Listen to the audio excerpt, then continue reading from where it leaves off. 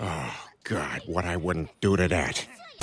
Okay, let's get back to the roots. Let's get back to the shonen fundamentals, my home, where I've always belonged, as much as I try and deny it.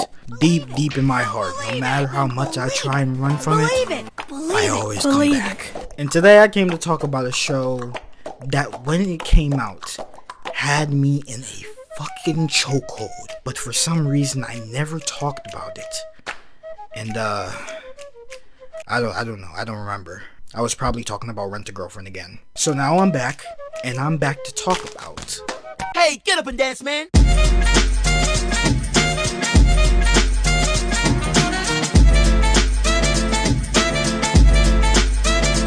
Yo, pull up, break down the back door. Kunami, I hit a combo. This a trap, this ain't no chateau. Don't talk if you're trying to beef like taco. So if you weren't tapped in like you should have been, 2022 was a delectable year for Japanese cartoons. The culture of the American weeb was on a new vibe, a new tip, because if you weren't around during that time, you truly wouldn't understand how the culture was feeling about this show. I know you ain't here watching Attack on Doodoo, bruh. This show had a good little run, but you know, now that Chainsaw Man is here, it's gonna be the best. It's taking over. Turn this shit off. You don't need to watch this shit no more. It was deadass like nothing I've ever seen before.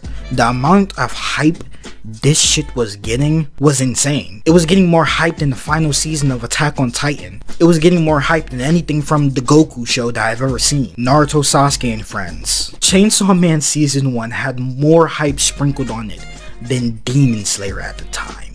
Demon Slayer Season 2. Wow, that's so nice. It was actually ludicrous to me. Like, there was no way. There was deadass no way that this random ass show about a guy that can turn into a...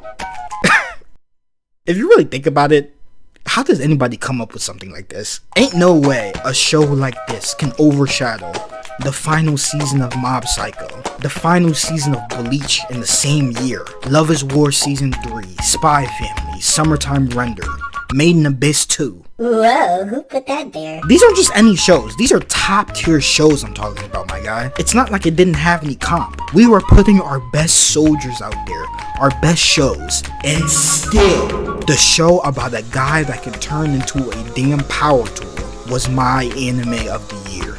When I watched Season 1 for the first time back in 22, I usually go into shows with an open mind and an open heart. I wanted to see if Fujimoto Sensei was really the Kanye West of the manga world, like everybody says he is.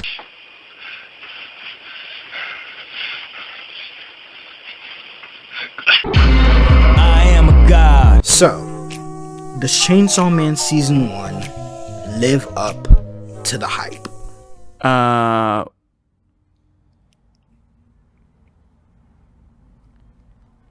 Yes! Yes! Yes! Okay, listen, when I watched the show the first time, I was kinda ready to make this video and come in hating just for funsies, just cause I can. That was back in 2022 though. The anime community was telling me that Makima was packing a dump truck, and you guys lied to me. This is a normal Japanese lady booty. I knew it was fake! I knew it! I knew it! She isn't packing that easy bake oven like all the manga fans told me she was going to. And ultimately, I was very disappointed, and honestly, it affected the viewing experience of the show for me. And as a matter of fact, I'm actually going to have to dock a few points on the number rating on this season for false advertising. This went from a 10 to a 2.5 out of 10. The moment I knew Chainsaw Man was gonna be special is literally in the first lines of the show to me. And that kidney I just sold was 1.2 mil. My right eye was 300,000. Sold one of my nuts too. Oh, whoa, whoa, whoa! That was when I knew, oh yeah, this might be my type of show. And somewhere down the line in that 12 episodes, I was converted. They got me. You got me. Chainsaw Man is literally everything I wanted and more from an anime, and only 12 episodes and 23 minutes of runtime. A show that had more hype on it than the next coming of Christ actually lived up to its potential on its opening outing You don't see that. You don't see that with a show of Chainsaw's magnitude most times out of not. When you think of the flaming yawn of like actually good shonen manga that take up the genre, this story, this format that we've low-key seen offers just reskin in a million different ways. My main goal with this channel has always been putting good media onto normies, and Chainsaw Man is one of the shows that accomplishes my checklist in my opinion when introducing people who are open-minded into anime. It's not the best recommendation for everybody because the show is still a little Don't let your thoughts win. Don't let your gooner thoughts win, dog. but for me at the time, this show was the perfect thing to let me know that manga and light novel authors aren't running out of ideas. The world that Tatsuki Fujimoto, the author of Chainsaw Man, crafted is basically just like our own, but with basically every demon, sci-fi, supernatural thing he can think of blended into it. We got tomato monsters, zombies, angels, sexy walking corpses, shark boys with no lava girls. And I can tell the more we get deeper into this world, I know for a fact things are gonna get even wilder. You know how everyone loves using the peak fiction term to describe media nowadays? Well, when I was watching, this show was literally to me just as advertised. It was a bag of tricks, literally whatever the fuck you wanted. Never have I ever seen a fucking author mix so many things into his world, power system, art style, character types, and make it all functional and cohesive and not a damn confusing mess. You guys might not remember since it's been a minute, but Chainsaw Man was legit what I've been waiting for from an anime in 2022 since probably the second season of Demon Slayer. Basically that jump out of your seat, catastrophic, jaw-dropping roller coaster of an emotional narrative that doesn't shy away from realism. Nakayama Ryu is the main director of the show, but besides giving a round of applause to him and his staff at the sweatshop we call Mappa Studios, I have to give a double round of applause to the English dub director of the show, Mike McFarland, and the Where your clothes at? one of my favorite things about Chainsaw Man's anime, I'm sorry y'all, but it's the dub. I love the dub. A testicle devil appeared and went apeshit on his nutsack, ma'am. No, he's lying. And I think one of the most important things about making anime digestible to the worldwide medium of normies is making sure that English dubs are good now. And I think the English dub of Chainsaw Man genuinely captures the same energy of the characters that the Japanese version set the standard for. I like your cut, G. Because not a lot of shows know how to keep that same tone in anime. I genuinely think this is my favorite English cast for an anime since the damn Ghost Stories dub. Because this shit out of context is just so damn funny to me. Cough up the tits. Those are mine.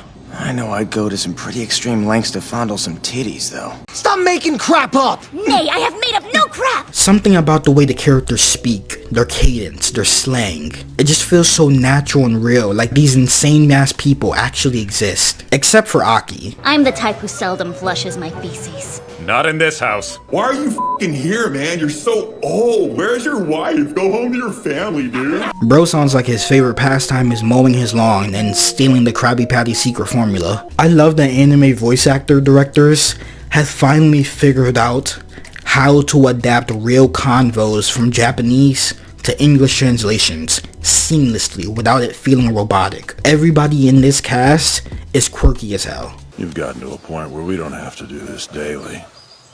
Once a week will be fine. Hey. Excelsior. Excelsior! I love how simplistic the dialogue is too. A lot of shows in the shonen genre have a hard time not putting paragraphs on paragraphs to explain plot points and power systems and stuff, but not Chainsaw Man. When I look at Power's dub voice actor, one, she for some reason looks exactly how I pictured her. Your mere existence is blinding. A little bit of shrillness to show just how big of an otherworldly weirdo she is. I feel like when English dubs get the chance to have a little freedom to use some profanity, it just elevates the experience and it feels like a real show now. It feels like a real show that everyone put their entire gussy into the performances, and I love that. Except for Aki though. I just don't know what's up with bro. He fucking sounds like Markiplier. Not in this house. Denji's English voice sounds like typical anime protagonist number 7, but the fact that he gets to talk about sex, nuts, and biddies all the time lets him stand apart performance-wise. So, you're serious about getting with Miss Makima? Yes. Boy, you don't get your ugly. Let me let you guys in on a little secret, right? Bunny Girl Senpai is in my top 10 favorite anime of all time. Don't ask me for the list. It changes year to year. I gotta make a new one. But one of the things to me that separates Bunny Girl Senpai so much from other anime is the fact that the studio thought it would be cool as hell for every arc of the show that we would focus on a specific character. We would have a different girl walking on the beach and have the voice actor sing her own rendition of the ending song for every arc. That was cool as fuck to me, and it still is. Well, Chainsaw Man didn't do that. They actually did something a little bit more insane. If you didn't know, these crazy motherfuckers over at MAPPA Studios made a new ending visual for every single episode of the anime. Why'd they go and do that? They didn't need to do this, bro. Nobody asked this. Nobody asked for this. They deadass did this for the flex. And I gotta respect it, honestly. They deadass said, we are MAPPA. And I can do whatever the fuck I want. Like, you know, I'm gonna be looking for this every season now, right, MAPPA? You know you're gonna have to do this now for every single season of Chainsaw Man. You didn't have to do that, but you did. And now here we are.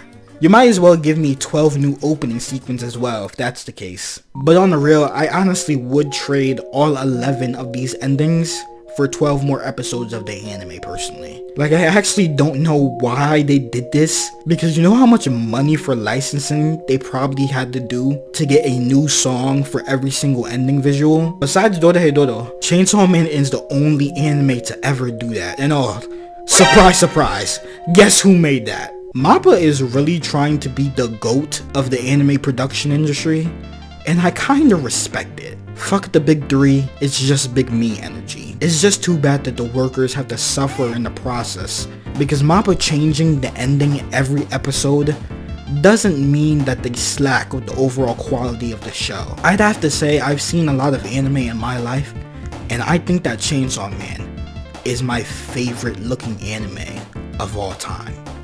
This show actually has the sauce, actual visual style, an actual vision to its shots. The animators are always adding little details to the little stuff in a way that make everything come together, and I just can't help but glaze it. Imagine if a top tier animated movie and a high energy action show had a baby and Quentin Tarantino directed it himself. Characters move so realistically with smooth, natural motions, almost like a live action film. The fight scenes feel weighty and intense with all the supernatural sci-fi bullshit going on. Lots of camera movement, stylish framing that make everything feel larger than life. The mixing of hand-drawn and CGI animation with the CGI blending in so well, it looks seamless. Oh my gosh! My nipples are hard, I am excited.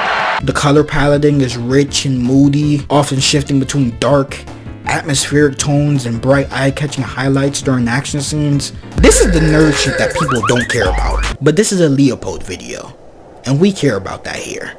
We care about it a lot. Overall, it feels more like watching a high production anime film rather than a typical TV show. You're not getting this in your everyday seasonal anime isekai schlock. This is real deal Toyota the Soil good fucking food. I love it in here. I fucking love it! Like, bro, what organ? What organ do I have to sell to have my romance anime look as good as this one scene of Aki going through his morning routine? The world would be a literal utopia if all anime could have this amount of direction and time for every single project. There would be no more arguments, no Twitter rants, world peace would have been achieved. Like I was for real giggling and kicking my feet up like a little ass girl watching this Denji fight scene right here. This right here feeds families. This is epic. Look at how absurd this looks. It's like you go into the show knowing that the action is gonna be good, of course, because duh, look at the poster. I'm expecting some good action here. Mappa's production timeline sounds like such an insane process to be a part of, bro. I honestly wonder what's really going on in there sometimes. Hey, no, man, I quit. You quit? I'm done. Yes, I quit. I'm tired of this. What? No, I'm done. You done? I'm done wasting time. I'm about to get started on. Oh, you done wasting time? Right now. Oh, okay. Right now. You know what's funny about this? I can actually just imagine some poor key animator having to redo the scene of Aki brushing his teeth because a single bristle of the toothbrush was messed up. That's the level of detail that was put into Chainsaw Man Season 1. These people suffer for our entertainment, and I'm someone who knows just as much as the next guy about the details that it takes for animation. I truly thank these crazy motherfuckers for their dedication to the craft. And I hope that every staff member got the sloppiest of everything their spouse had to offer every time they were finally allowed to go home. And with that said, it's finally time. It's finally time to talk about the characters. Starting with Chainsaw Boy himself. I have no clue what the fuck's going on. A lot of people have pretty nuanced and divided takes on how they feel about Denji. How the opening scene of the show, depending on who you are, can have you stressing out about the fact that this guy is going to be the dude you follow on this journey for at least 200 chapters worth of a story. Here, say Man, just another lonely night with my Dune popcorn bucket. Coming into the show, I already knew I was entering into the world of a character that would make me think, you know what? Maybe I was too hard on Kazuya. I always find it interesting when an author chooses to have a scumbag as his protagonist.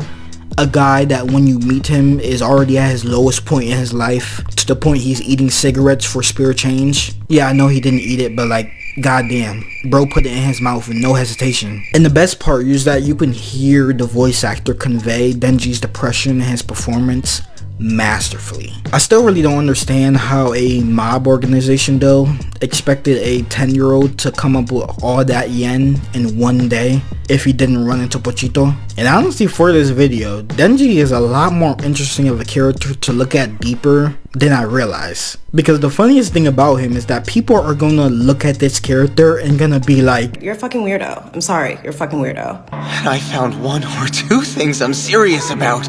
The goal to give my life purpose is melons! Big boobs? What? But in reality, Denji is just a normal dude on the surface that the world gave up on. All bro really wants in life is a bath, some food, and some coochie.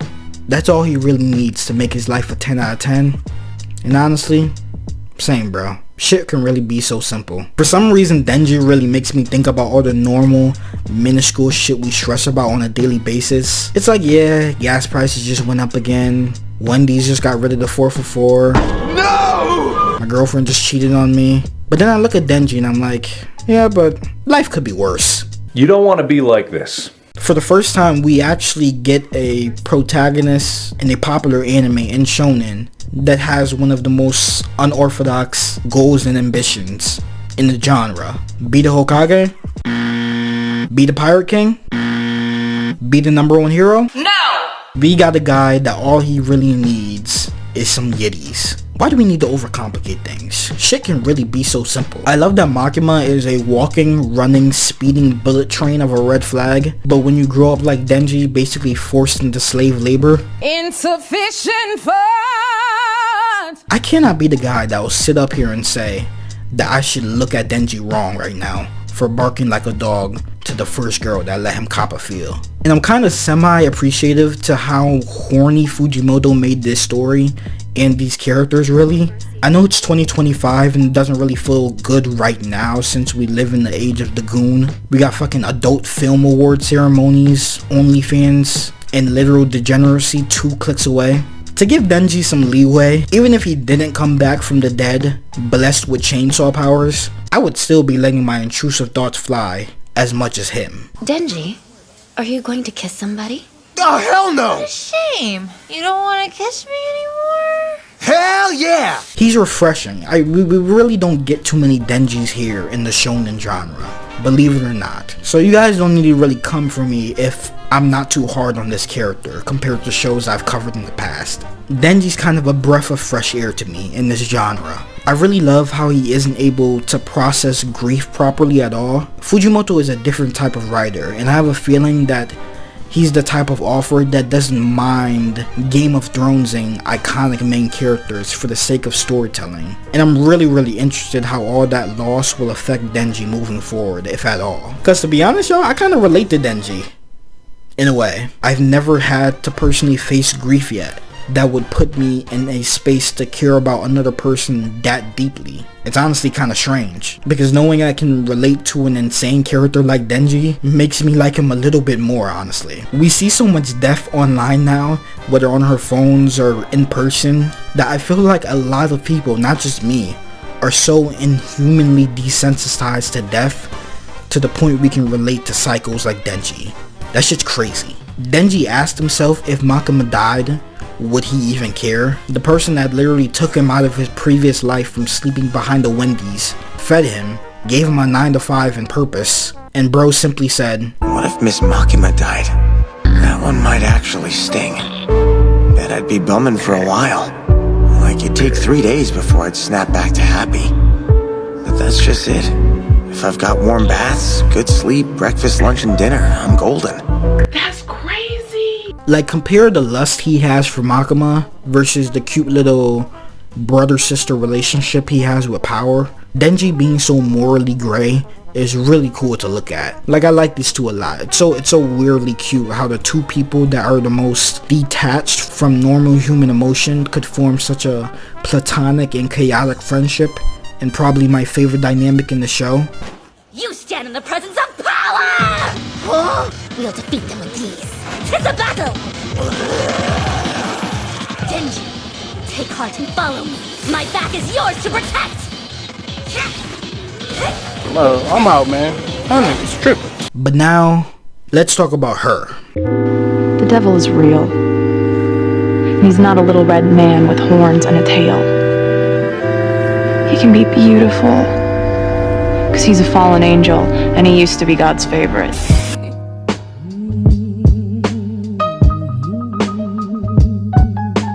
Makima is such a weird character for me going in, because my first impressions of her were pretty clear. Oh, okay. So she clearly has no romantic feelings for Denji whatsoever, and is just using him. Got it. Get it. Got it. Good. Okay, I get it. She's very much intentionally a mysterious character when you only have 12 episodes of TV to go off, really. It's implied that everyone in this little devil hunting agency is terrified of her. So I guess what I'm really looking for from Makima as we continue with the story is some motive. But as of right now, I really do trust Fujimoto as an author to deliver. Is she just doing stuff for shits and giggles?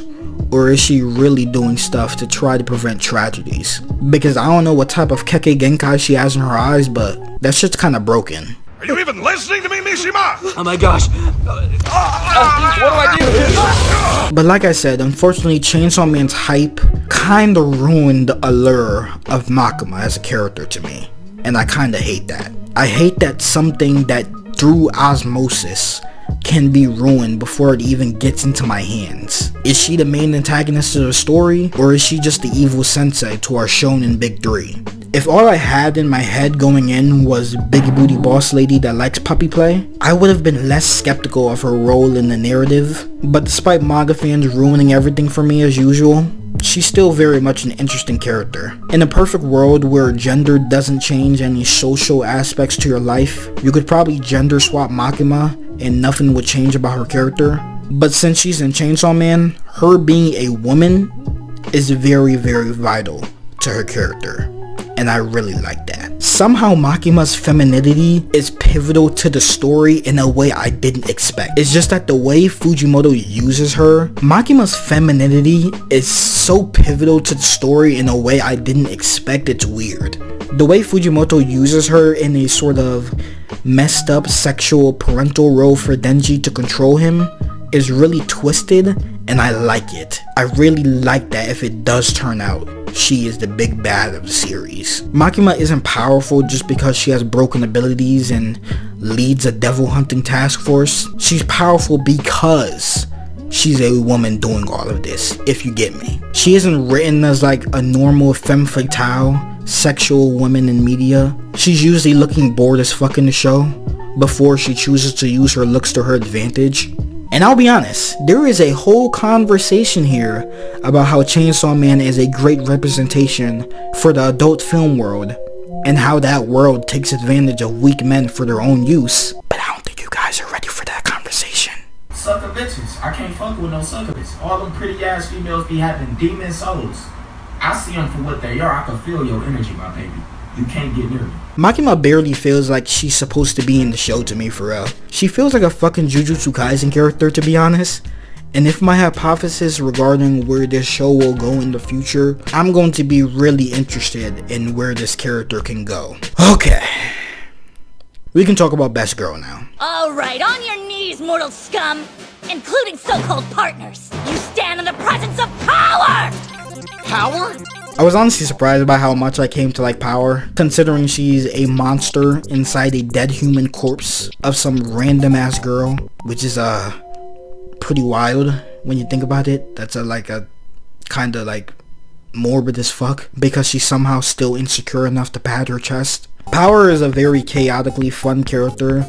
Literally every time she's on screen, her presence is known. I love how she talks like she's from a different time period. Foul vegetables!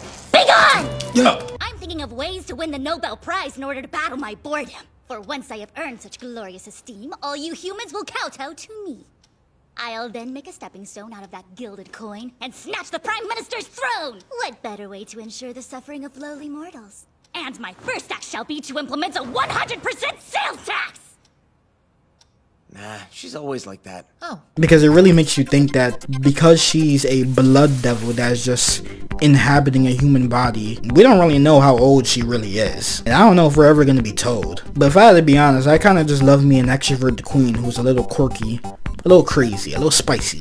God, you're fucking weird. She just be jabbering on about bullshit in the background of some episodes, and I kind of like that. She's kind of cute. I've never seen so many characters written like assholes. I haven't seen that since Succession, a show that I am just dying to talk about this year. Like I promised, trust me, I will. Characters that in a complete life or death scenario can just be bantering like nothing's wrong. I wanted to go to college, but I'm just going to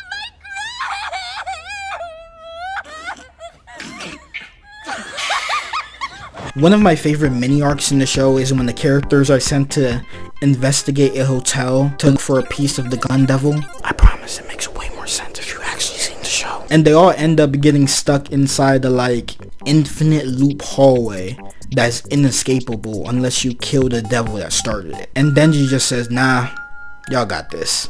I'm gonna go to sleep. Bedtime. I watched this show in both dub and sub over the past couple of years, and Power's dub voice actress almost feels like she's in a abridged parody of the show rather than the actual show, and I love it. She is genuinely hilarious. And I have to say, I've seen a lot of half-baked shonen romances in my time watching anime, so when I tell you seeing a well-written platonic relationship in a fucking shonen is so hard to come by, I have to thank God that Fujimoto is finally breaking a barrier.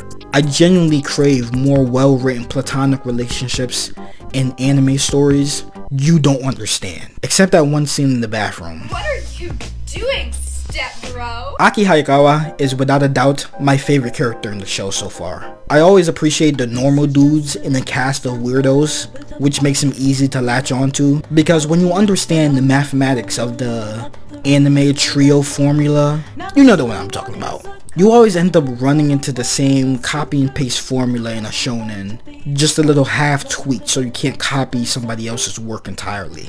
And to anybody who's been following me for a minute, you know I like calling this type of character the Sasuke build. Even though Sasuke is inspired by Hiei, let's not talk about that right now. The dark-haired, kinda introverted, kinda depressed, quiet guy in the group with a tragic backstory.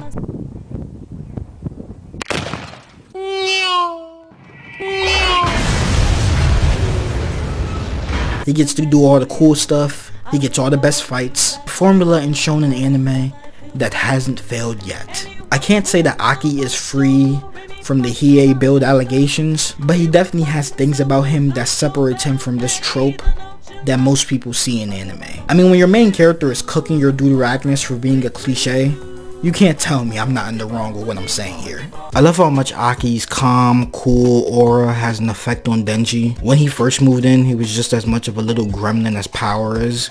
But the longer he got to actually live civilized like a person and not an animal in a shed, he started developing manners and hygiene habits. I appreciate the subtlety in what you get from a character who isn't gonna express how he feels that much outwardly. That's always a much harder character to do, to express to the audience their internal conflict and what they're going through. He never complains about his life. Everything he does, you feel the baggage of what he's carrying with him at all time. I appreciate that level of character writing to show what he values and cares about. One of the scenes that sticks out to me is the scene of him visiting Denji in the hospital and cutting him apples. It lets you feel the type of relationship these two have without saying a word. This is the type of visual storytelling that I love, with just letting a scene breathe. You're not gonna see this in regular shonens. This is a legit dime of a dozen style when it comes to storytelling in the anime. Also, Himeno is a PDF file, but if you're an actual adult, I don't think you needed me to say that.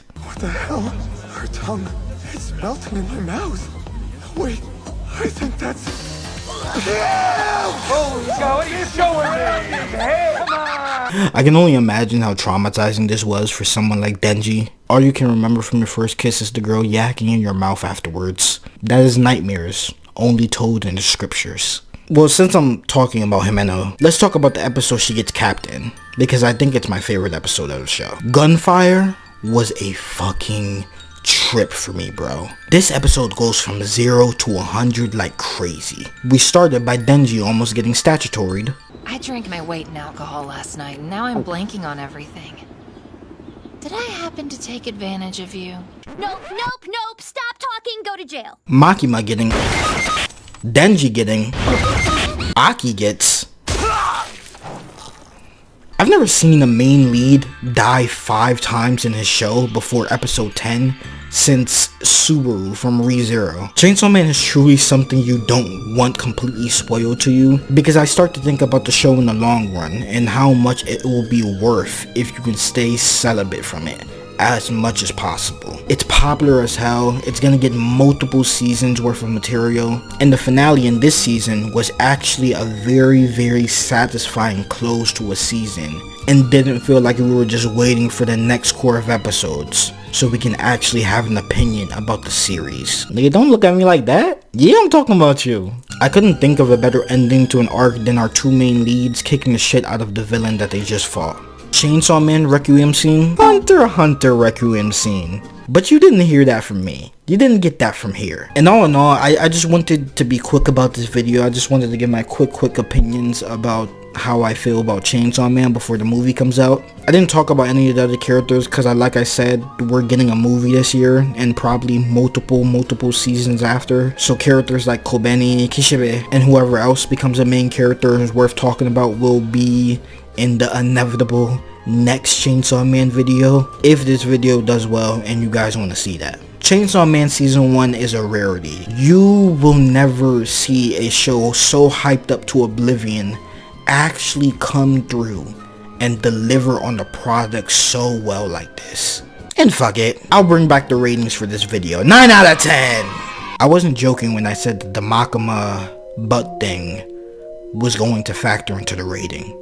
That was a serious matter, and I don't really enjoy being lied to about important matters like that. Did you tell me this was over? There ain't no use talking it over. Oh yeah, why didn't you try to tell me sooner?